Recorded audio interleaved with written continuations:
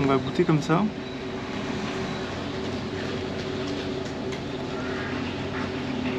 Oh.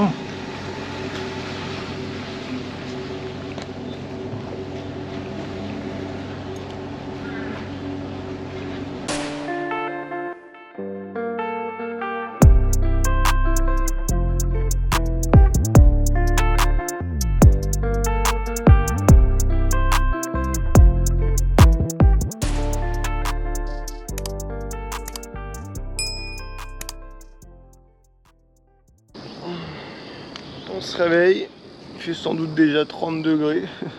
Le campement est là. On n'a pas trop mal dormi. Au départ hier j'étais plus ou moins là. Quand j'ai fait le campement, il y avait des vis, des petites pièces de métal et je me suis dit bon bah c'est quand ils ont créé le pont, ils ont laissé ça là quoi. Donc je déplace les vis, je mets ma tente, je mange tranquillement, je regarde un petit truc sur ma tablette. Et je prends la vis qui est à côté de moi. Et je me dis purée c'est des grosses vis quand même. Et là je regarde ce côté là. Et je me dis mais ça c'est pas coupé. Ça c'est cassé. Là il y a une autre vis. Et la vis, celle-ci non plus, elle est pas coupée, elle est cassée.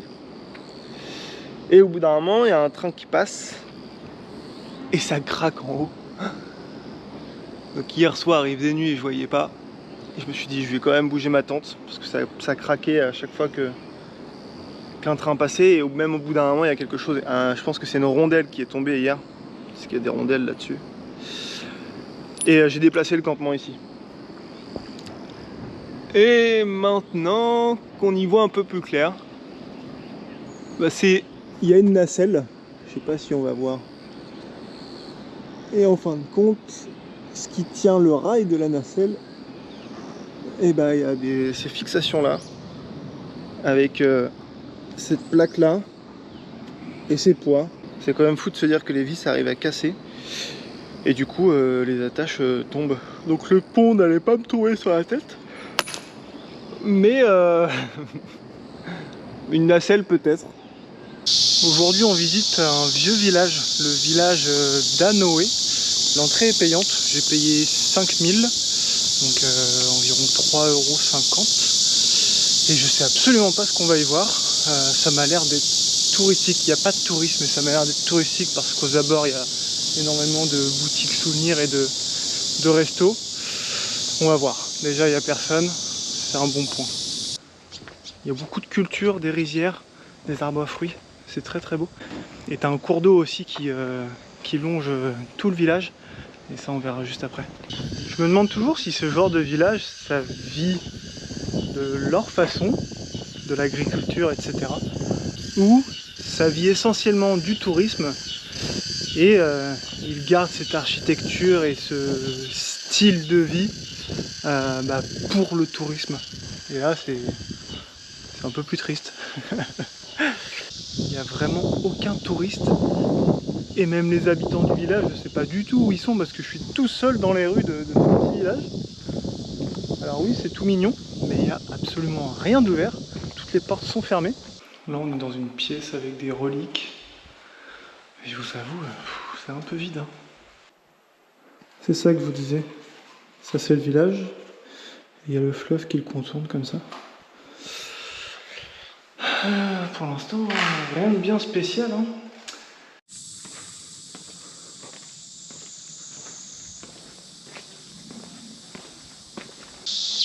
C'est un village mort en fait. Je pense que quand c'est la période touristique, qu'est-ce qu'il y a de plus? Des touristes et des gens qui vendent des boissons à 3-4 fois leur prix. Le plus beau, c'est la falaise avec l'eau, mais en fait tout est pas barricadé, mais tout est délimité. On peut à peine aller sur le sable. C'est vraiment dommage.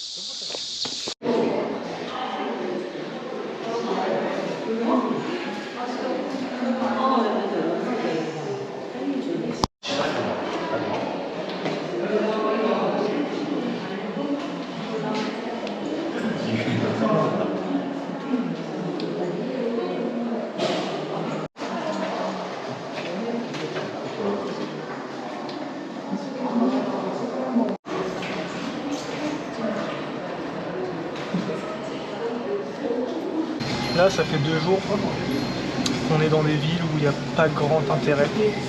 Et ça, c'est banal en fait. Donc ça sert à rien de filmer. Et moi, je vous avoue, je m'ennuie un peu.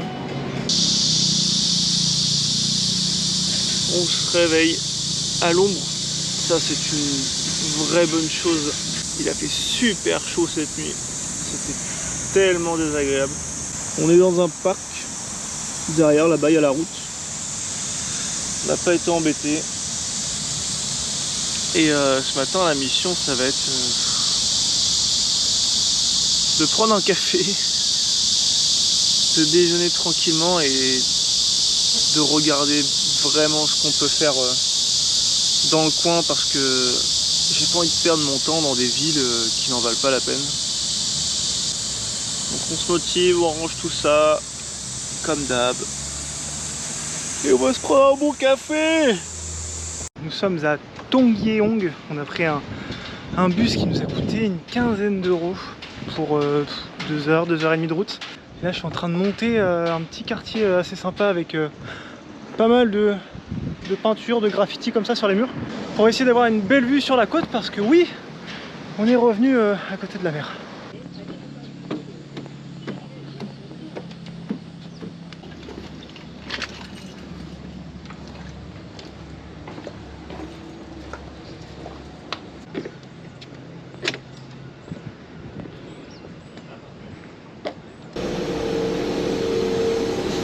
Ça c'est du moteur, hein.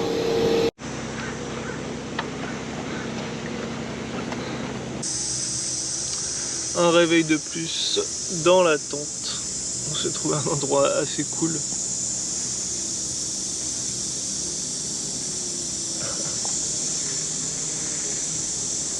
On n'avait jamais fait ça encore.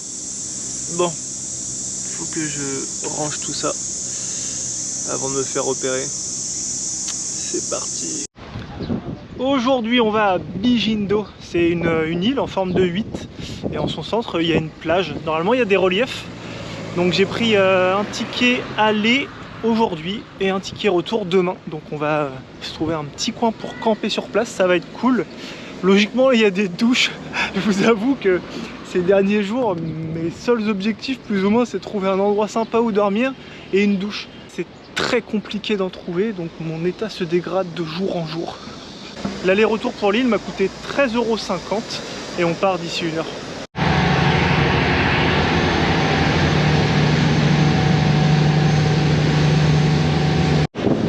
Bienvenue sur Bijindo.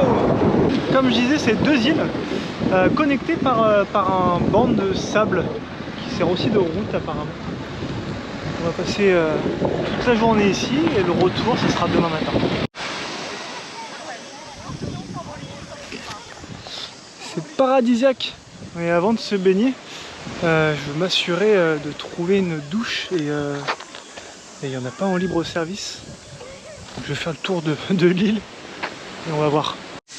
Déjà, premier bon point, on a des trucs abandonnés. Donc là on a des bâtiments ici et un autre juste ici.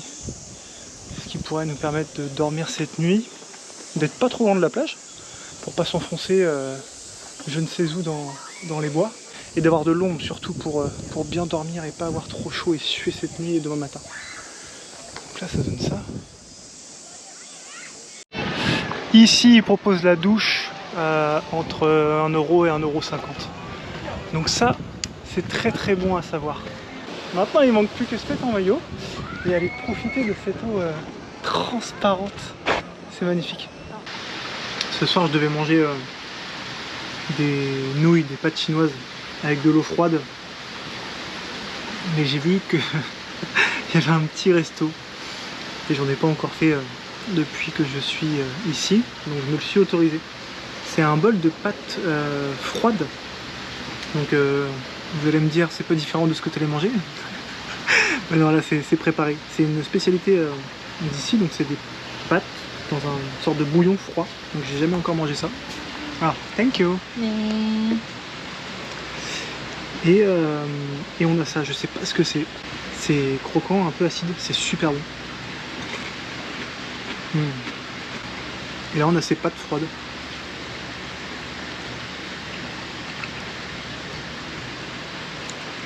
C'est bon, mais c'est vraiment très froid, ça se sert froid. Après des jours à manger des trucs vraiment pas fous, là ça fait du bien. 9 h du mat, on est réveillé depuis 5 h30 je crois. Et on quitte l'île.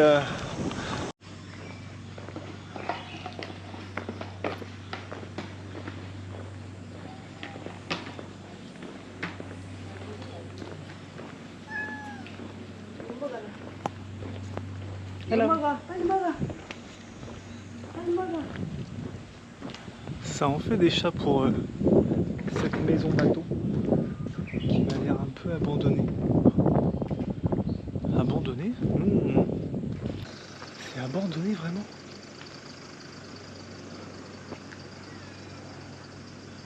Ouais, il n'y a rien dans la maison. Ah, on va pas aller se faire repérer pour vouloir aller dormir dans une maison bateau, Jordan. Donc on est à Djahoé. Et là on se dirige vers le moulin avant. Et apparemment il y a une belle vue. Et on va essayer de se trouver un endroit où dormir dans les parages pour cette nuit. J'ai l'impression que cette semaine, je prends la caméra seulement pour vous montrer où est-ce que je dors. Oh, purée, ouais, c'est beau quand même.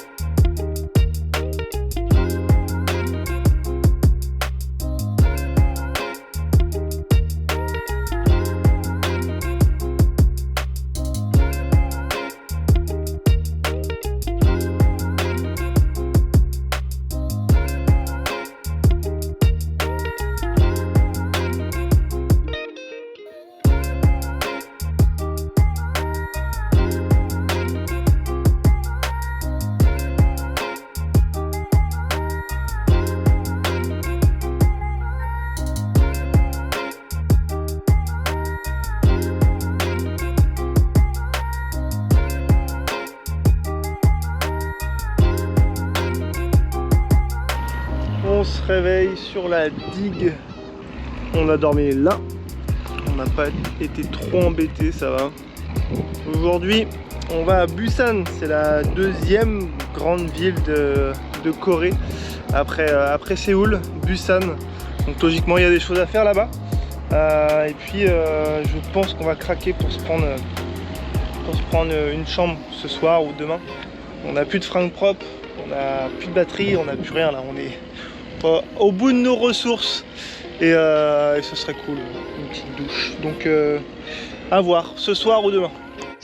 Comme tous les matins, je prends mon café froid et là je suis content, la journée commence bien parce que j'ai trouvé ça. Ce sont des beans fermentés. Pendant un moment ça se voyait beaucoup sur les réseaux et je voulais absolument goûter. J'en avais vu au début de mon séjour quand je suis arrivé et ensuite plus du tout. Et j'étais déçu parce que je pensais avoir laissé passer ma chance. Donc ça donne ça. C'est la première fois que j'en ouvre un, c'est la première fois que je vais en manger. Donc ça a l'air un peu dégoûtant, on va pas se le cacher. Et franchement c'est cher pour la petite quantité. Ah, il y en a vraiment très peu dedans. Je viens juste de me brosser les dents. Ah, ça fait des filaments. Regardez.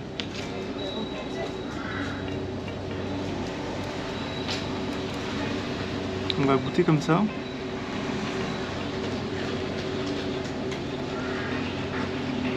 Oh.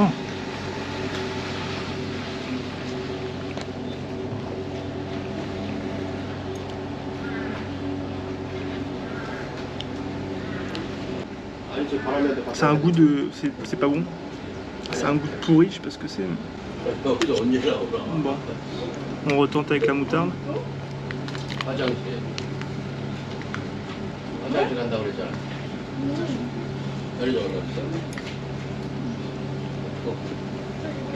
Oh non. Oh non. Qui mange ça par plaisir quoi? C'est vraiment pas bon. Hein. Ah, il y a un vieil arrière-goût là de trucs pourris. Et dites-vous, ça fait 2 semaines j'en cherche partout et j'en trouve pas. Eh ben, je suis pas déçu d'en avoir trouvé, tiens. Les filaments, c'est pas une sauce, hein. C'est c'est le flageolet là qui a créé ça par lui-même, comme un grand.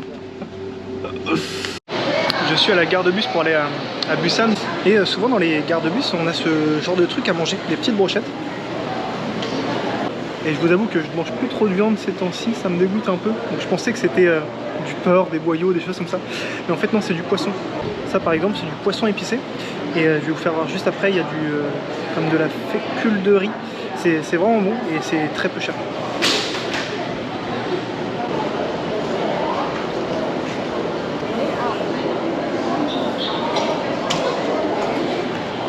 Alors c'est assez marrant, ça peut ne pas plaire à tout le monde, mais c'est gélatineux. Mais moi j'aime bien. On peut se servir en bouillon comme on veut. Là j'ai pris 4 brochettes, 2-3 verres de bouillon, ça a coûté 2,50 €. On vient d'arriver à Busan, on va dormir sans doute sur la plage ce soir. Et par chance il y a des petits concerts, donc moi qui savais pas quoi faire, c'est parfait.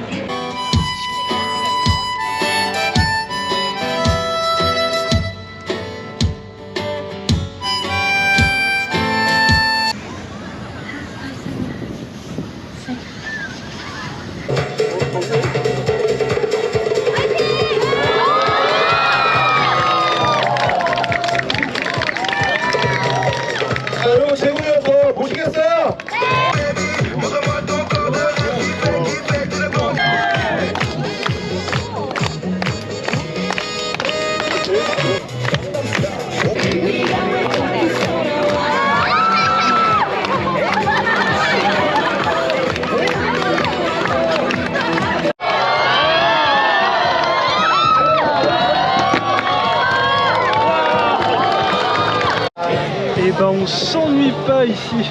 Le soir il y a plein de choses à faire et à voir surtout. Et ça tombe bien parce qu'on reste quelques jours dans la ville, donc on va pouvoir en profiter.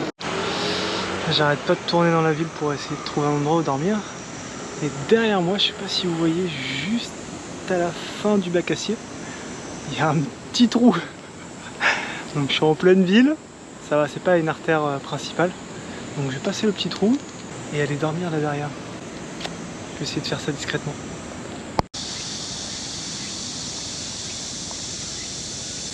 On n'a pas trop mal dormi, mais le problème vraiment, c'est la chaleur. Il fait tellement chaud et humide que les vêtements ne sèchent pas, tout est trempé. Donc c'est très désagréable, on est très vite sale. Il y a plus ou moins une semaine, j'ai eu un problème. J'ai mal assemblé mes barreaux et quand j'ai commencé à les tordre, ça a complètement fissuré l'un d'entre eux à ce niveau-là. Donc à partir de là, je faisais attention de bien l'insérer, mais hier la fissure s'est carrément agrandie. Donc j'ai été obligé de couper l'élastique à l'intérieur pour essayer d'interchanger, parce que comme la fissure était là, elle s'ouvrait au moins sur 3 cm, donc impossible d'installer la tente. Donc le barreau qui est au milieu, je l'ai mis finalement ici. Et la fissure, elle est à l'intérieur, donc elle est stabilisée entre guillemets. Donc j'espère que ça va suffire pour le reste de mon voyage. En attendant, ça fonctionne. On va ranger tout ça et on va essayer de se trouver une douche. Aujourd'hui c'est repos. On est dans un gym ball. Je ne sais pas si je le prononce correctement.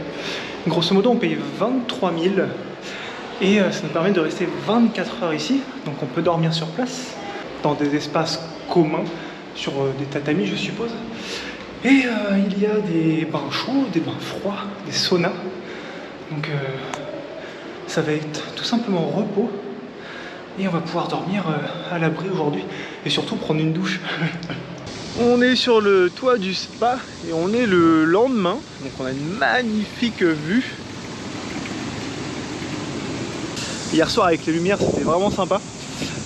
Donc quand vous rentrez, on vous donne une petite tenue, un pyjama.